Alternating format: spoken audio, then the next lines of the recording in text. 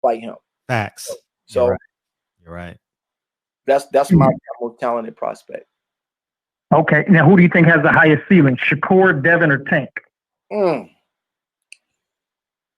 gonna say it's a toss up between Shakur and Devin. I think that Tank is short. You know what I mean? So I don't know how high he's gonna be able to go up and weight and be effective. You know, he's dense. He's big head and stuff like that. But he's a really short guy. He's like 5'4". Yeah. You know, everybody's like, well, he could be the next Floyd. And I'm like, yeah, but Floyd is 5'8" and freaking with 72-inch reach. So Floyd could fight at welterweight and junior middleweight. Tank Davis is like 5'4" with little stubby arms. I can't see him being too much effective past 135 pounds. And he has weight issues already.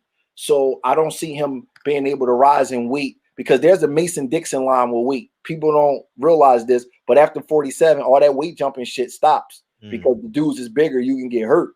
So you see guys, lightweights and stuff moving from 40 to 47. But after 47, you ever notice none of those guys moved up? It's a whole slew of 47-pounders. The gloves change too now. Everything, they don't move up, man. Yeah. You know what I mean? Earl Spence is about the only one that I think that has the frame and the physicality to be a dominant fighter at 54. I think Boots in as well too, but he hasn't had a chance to fight for the title yet at 47. But it's just different when you keep moving up like that. So I think that Haney and Shakur will have the height and the range and the ability to keep going up, where I think that Davis has to become more disciplined and he has to stay down in weight because he's like small, like Gary Russell. You know what I mean? It doesn't mean that they're so much better than him. It's just that everybody doesn't have a body type to be jumping up in weight where they do and he don't. So I think they have a higher upside than he does. Right. My last couple of quick questions for you. So in terms of pound for pound, who do you think pound for pound first off? I think right now it's between Crawford and Lomachenko. So I would say they 1A and 1B. Okay. And then the second part of that question is, every time I look at every list or hear anybody talk about it, they always mention Errol Spence in the top 5, but not mentioning him as number 1. He's got a better overall resume, I would say, if you would agree, than Terrence Crawford, possibly Lomachenko as well. So why isn't EJ number 1, or what does he have to do to be ranked as the pound for pound guy? I think he's among the pound for pound top guys, but you asked me number 1. You know what I mean? I think Errol Spence is one of the best. I like Earl a lot, but I don't think he has an overall better resume. I think that he has a better resume than Terrence Crawford at 147.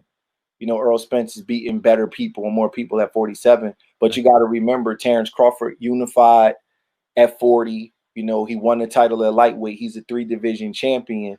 So I think that he's been at the level a little bit longer than Earl. Earl won his title, I believe, 2017, but Crawford won his in 2013 or 14. So he has more title fights. He has a little bit more longevity at the top. And it's the same way with Lomachenko. Lomachenko won the title at 26, 30, and 35. I think EJ is kind of, he just, I think that because Earl was denied a title shot for so long, I do think Earl was ducked, you know, and they denied him a title shot. I think that he kind of started ascending a little bit later than they did. You know, Earl got his title shot kind of late. You know, he was 27 when he got a title shot. You know, you know, he hasn't really been champion that long. He's only had about 3 or 4 title defenses. So I think that kind of like hurts Earl because he wasn't given the opportunity that they were giving Earl earlier in his career. But I think he's among the best fighters in the world. But if you asking me, I think those two guys have been, you know, consistency counts for a lot, you know. So I think that those two guys have been at the top a little bit longer than Earl, and they've been more consistent with the top guys. And you know, and plus Earl had a tough fight with Sean Porter, man. That wasn't no easy fight. You know, if I'm really objective, you know, I'm an Earl Spence fan, but that knockdown to me separated the fight. That was a tough fight, man. You know what I mean? So you know, I think that those guys are slightly above him right now, but that doesn't mean that he won't be number 1 right now. But I don't think he has the best resume, not yet anyway. Yeah. So is a W, or the style of fight makes a person? What do you mean? Because, so for example, I see EJ's fight against, what's the Bulldog's name? Sean Porter, right? I just look at it and I say, Earl won the fight, and that's all to it. I don't look at it and say, you know, it was a competitive fight, so, you know, I'll take a couple of points away from Errol. I just look at it and say, hey, Sean put on the, you know, he did like you said Tyson Fury did. He put on the best fight of his life, and he'll probably never fight that good again for the rest of his life. You know, and Sean's got a great resume of fighting Keith Thurman and Ugas and you know, Danny Garcia, Adrian Broner. Actually, right. Sean's resume is better than a lot of people. The problem is he didn't win all of his fights. If Sean won all of his fights against Eric, he would be the #1 pound-for-pound fighter if you go by resumes. You know, Josecito Lopez got the best resume at 47, man. Who? Josecito Lopez, man. Yeah, you know what? Because that's the exact point that I was making, because he could get the most fights. But you know what?